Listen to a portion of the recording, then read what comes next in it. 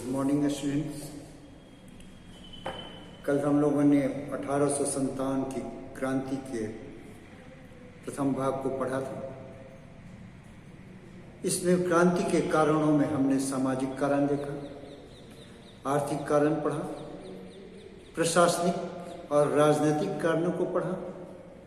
इसी कड़ी में आज हम पढ़ेंगे 1857 की क्रांति के सैनिक कारण। सैनिक कारण में हम देखते हैं कि सैनिकों के बीच में असंतोष की भावनाएं थी। भावनाएं मैं इसलिए कर रहा हूं कि कई कारण थे असंतोष के। सबसे पहला कारण अगर हम पाते हैं तो सैनिकों को बहुत ही कम वेतन मिलता था और इस कम वेतन में उनका गुजारा नहीं होता था।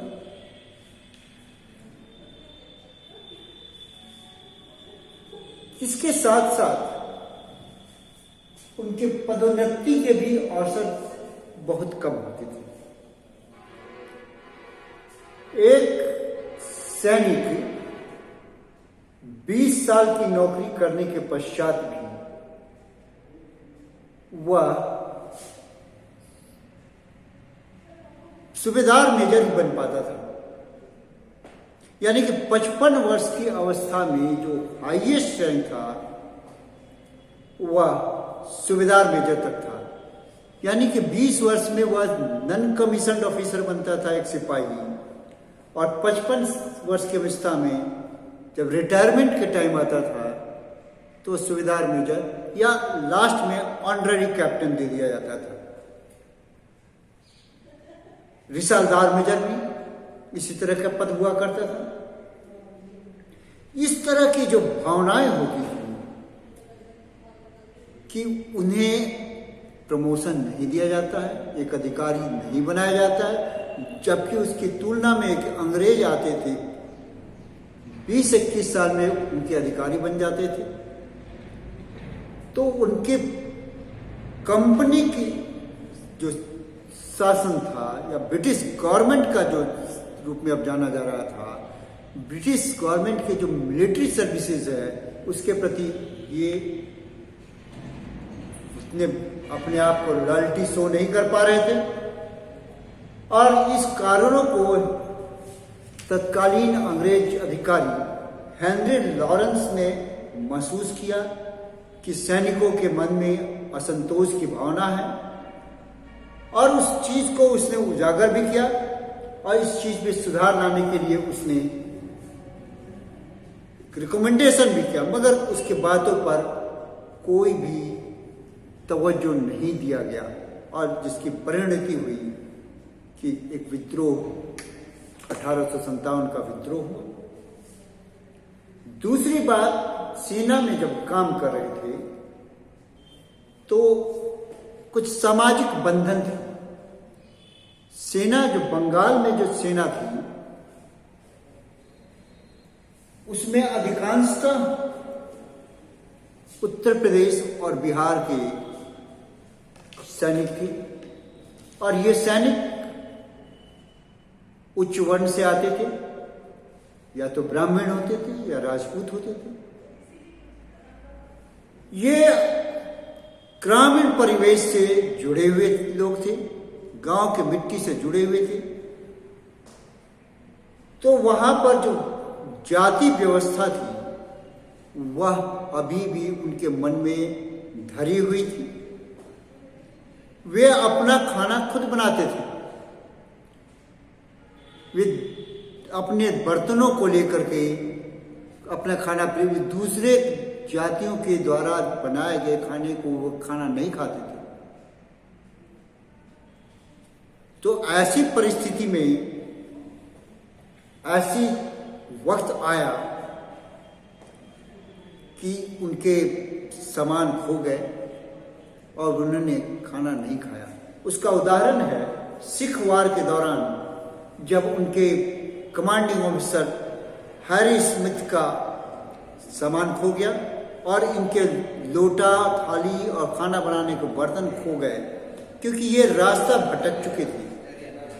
तो जब ऐसे रास्तों में भटकने के कारण उनके बर्तन, खाना बनाने की सामग्रियां खो गई, वो भूखे रहे 36 घंटे तक।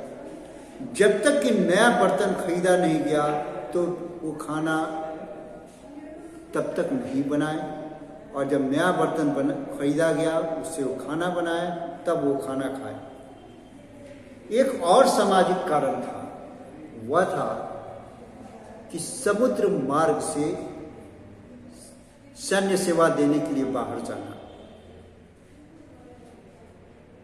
हमारे भारतीय ग्रामीण समाज में एक भावना थी कि अगर समुद्र मार्ग से कोई जाता है तो उसका धर्म नष्ट हो जाता है, वह अपने धर्म से च्युत हो जाता है। उसे अपने गांव में जाने पर उसे जाति से और समाज से बहिष्कृत माना जाने लगता है। यही वजह है कि जब 1824 ईस्वी में 47वीं रेजिमेंट, सेना की जो 47वीं रेजिमेंट थे, उसे जब बर्मा जाने को कहा गया, समुद्र मार्ग से बाहर जाकर बर्मा जाने के लिए कहा गया, तो उन्होंने जाने से मना कर दिया गया। और नतीजा यह हुआ कि 47वीं रेजिमेंट को, 47th रेजिमेंट को डिसमेंटल कर दिया गया। इस घटना के काफी दिनों बाद, करीब 27 वर्षों के बाद, यही चीज जब 38वीं रेजिमेंट, 38th रेजिमेंट को फिर जब बर्मा भेजा जा रहा था, तो उसने भी जाने से मना कर दिया, और नतीजा हुआ कि इस रेजिमेंट को भी समाप्त कर दिया गया। आगे हम देखते हैं कि इस तरह की जब भावनाएं फैलने लगी, तो उन लोगों ने एक कानून बनाया।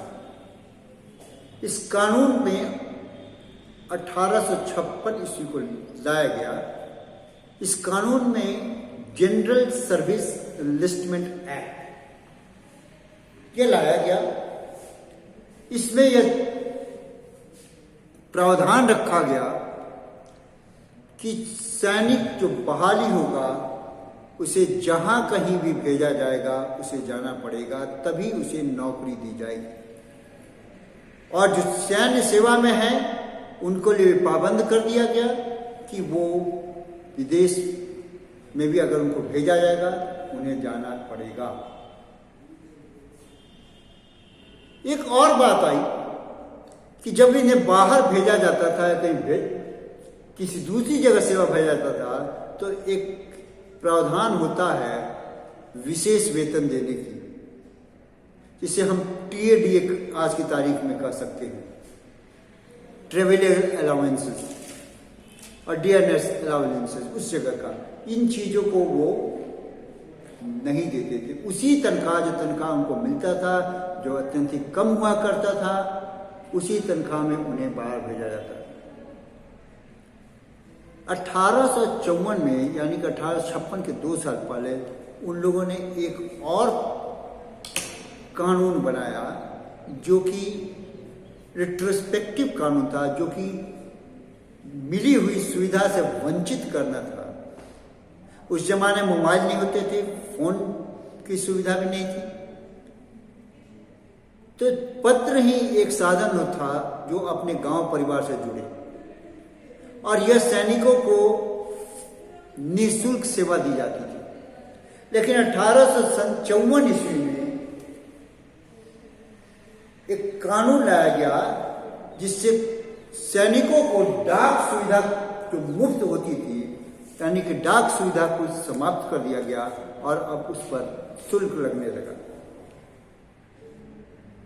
तो ये धीरे धीरे एक सैनिकों पर पाबंदियां बढ़ती गई।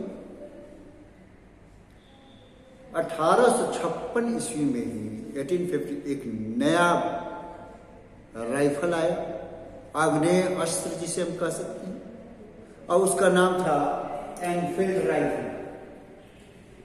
इनफील्ड राइफल में एक विशेष प्रकार की कार्ट्रिज भरा जाता था, गोली भरी जाती थी। इसमें माना जाता है कि गाय और सूअर दोनों की चर्बी मिली होती थी। इसे प्रयोग करने के पहले चर्बी को मुंह से हटाया जाता था और फिर बंदूक में भरा जाता था। ऐसी मान्यता है, ऐसी कहा जाता है कि सूअर की चर्बी मुसलमान अपने धर्म के विरुद्ध मानते थे और सूअर की चर्बी उनके धर्म के विरुद्ध था, उसे घृणा करते थे। दूसरी तरफ गाय की चर्बी, यानी कि गाय को भारतीय लोग माता के समान मानते हैं, पूजते हैं, गौ माता कहते हैं। तो इस तरह से गाय और सूअर की चर्बी को माना गया कि हिंदुओं और मुस्लिम दोनों की धार्मिक भावना से खिलवाड़ करने के लिए किया गया और ये भावना उनके सामाजिक, धार्मिक सभी चीजों को प्रतिकूल प्रभाव डाल रही थी। इसके ट्रेनिंग के लिए स्थान रखा गया दमदम, जो बंगाल में है, अंबाला और अंबाला जो हरियाणा में है, और सियालकोट पंजाब में है। यानी पूर्व और पश्चिम दोनों जगह पर रखा गया।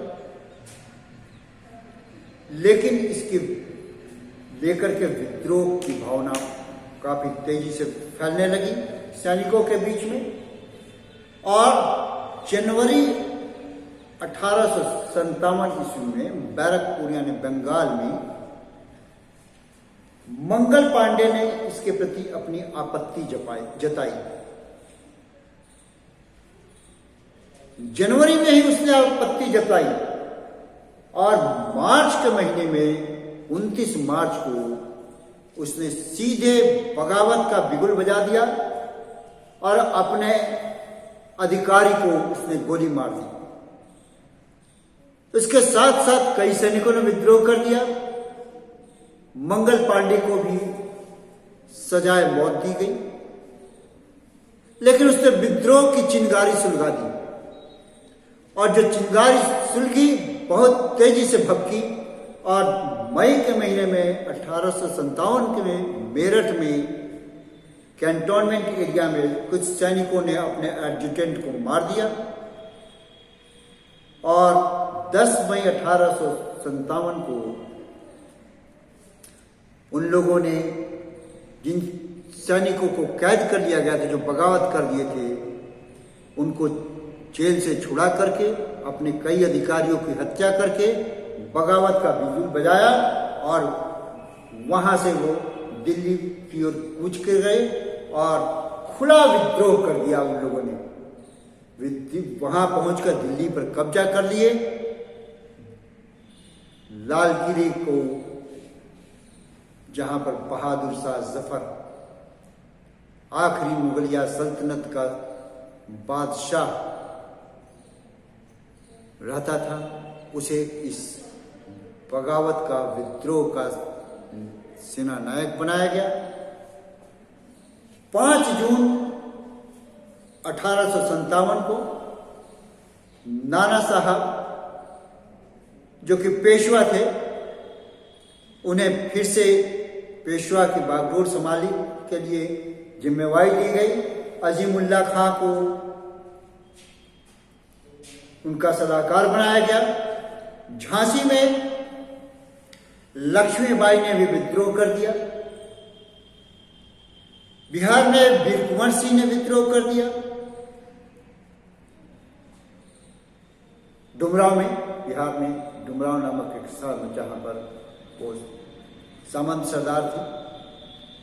लखनऊ में जहां पर अवध के नवाब वाजिद अली शाह को हटा दिया गया था, और उनकी बेगम हजरत महल ने अपने मात्र 12 साल के पुत्र विरजिस कादिर को